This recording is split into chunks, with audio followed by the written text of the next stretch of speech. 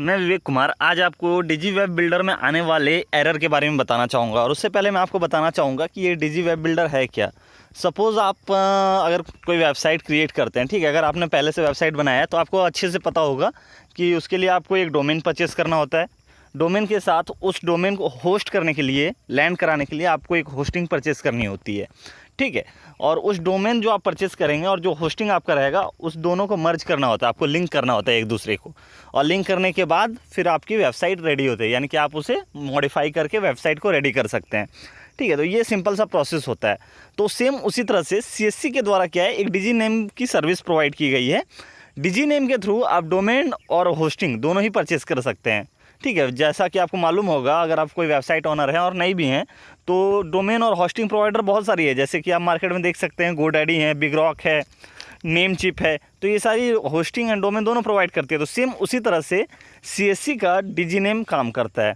डिजी name में क्या फ़ायदा है कि यहाँ पे आपको चीप रेट में डोमेन मिल जाएगी, चीप रेट में आपको होस्टिंग्स मिल जाएगी। और अगर आप CSC के VLE हैं तब तो फिर कोई दिक्कत ही नहीं है, आपको जो होस्टिंग है वो फ्री ऑफ कॉस्ट 1 ईयर के लिए मिलता है, ठीक है। यानी 1 ईयर के लिए आप फ्री में होस्टिंग ले सकते हैं और अपने वेबसाइट को होस्ट कर सकते हैं। या फिर अगर आपका CSC सेंटर है तो अपने CSC सेंटर से रिलेटेड वेबसाइट बना सकते हैं और उसे होस्ट कर सकते हैं इंटरनेट पे। उससे क्या होगा आपका कि मार्केट में वैल्यू बढ़ेगा, आपके लोकल लोग आपके वेबसाइट के बारे में जानेंगे, आपके सर्विसेज के बारे में डिटेल से जान सकते हैं।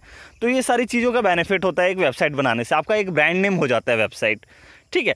तो इसमें प्रॉब्लम क्या हो रहा था कि जैसे मैंने भी इस चीज़ को फेस किया और मुझे भी ये प्रॉब्लम हो रही थी। और सडनली क्या हुआ कि कल मैंने कुछ अपना, आप बोल सकते हैं, दिमाग लगाया मैंने कि इसे कैसे ठीक किया जा सकता है।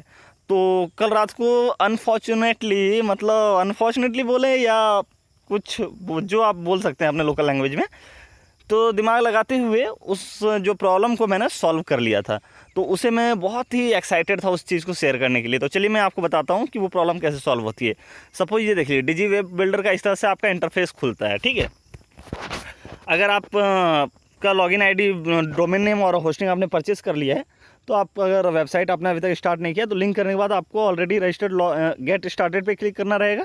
गेट स्टार्टेड पे क्लिक करने के बाद आपको अपना डिटेल्स फिलअप करना होगा। जो डोमेन नेम है आपका, जो आप यूज़र नेम रखना चाहते हैं, पासवर्ड जो रखना चाहते हैं, वो रजिस्टर करने के बाद आपका ये एक्टिवेट हो जाएगा, ठीक है। लेकिन अगर आप ऑलरेडी रजिस्टर्ड हैं, और मैं आपको दिखाना चाहूँगा, माई साइट्स पे मैं क्लिक करता हूँ और ये द पॉलिसी कार्ट है, इस पर जैसे ही मैं क्लिक करूँगा, देख रहे हैं इस तरह का एरर आ जा रहा है, this site can't provide a secure connection, ठीक है। अगर आप इस तरह के एरर फेस कर रहे हैं तो मैं आपको बताने वाला हूँ कि इसे कैसे सॉल्व कर सकते हैं, और बहुत ही ईजी तरीका है इसे सॉल्व करने का। तो चलिए देखते हैं। इस तरह का एरर आ रहा है, तो इस एरर को ख़त्म करने के लिए आपको कुछ करना नहीं है, सिर्फ इस लिंक को आप कॉपी कर लीजिए।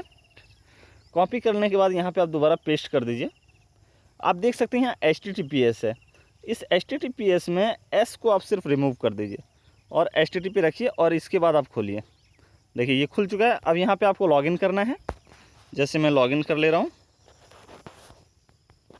ये मैंने लॉगिन कर लिया।